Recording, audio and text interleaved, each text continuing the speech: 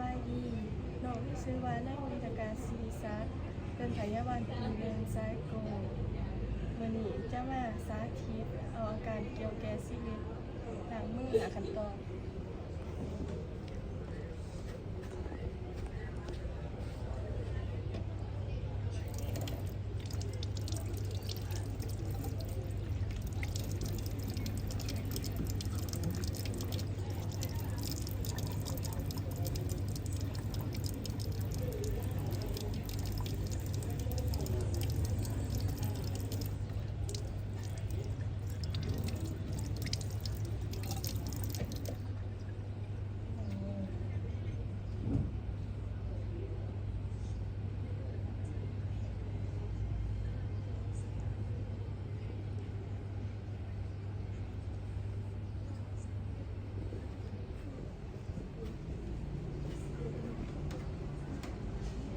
สบายดี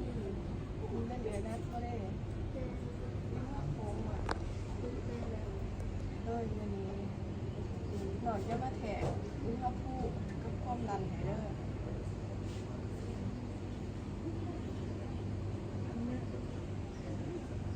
อุปกรณ์มีแป้งเสิร์ฟบอดใส่แป้งเสิร์ฟ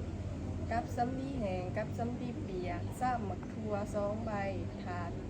ถาดหนึ่งทั้งขี้เหงื่อบาหลอดกล่องฟังเครื่องแทะความดัน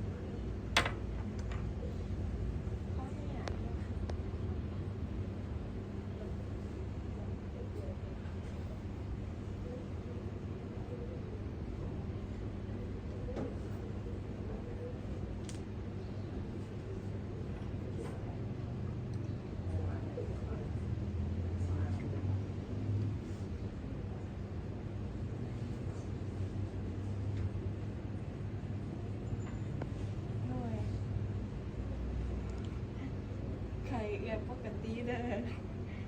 36.5เกณฑ์ปกติกำมะจร65ครั้งต่อนาที การหายใจ23ครั้งต่อนาที ความดันแม่น120/80เด้อ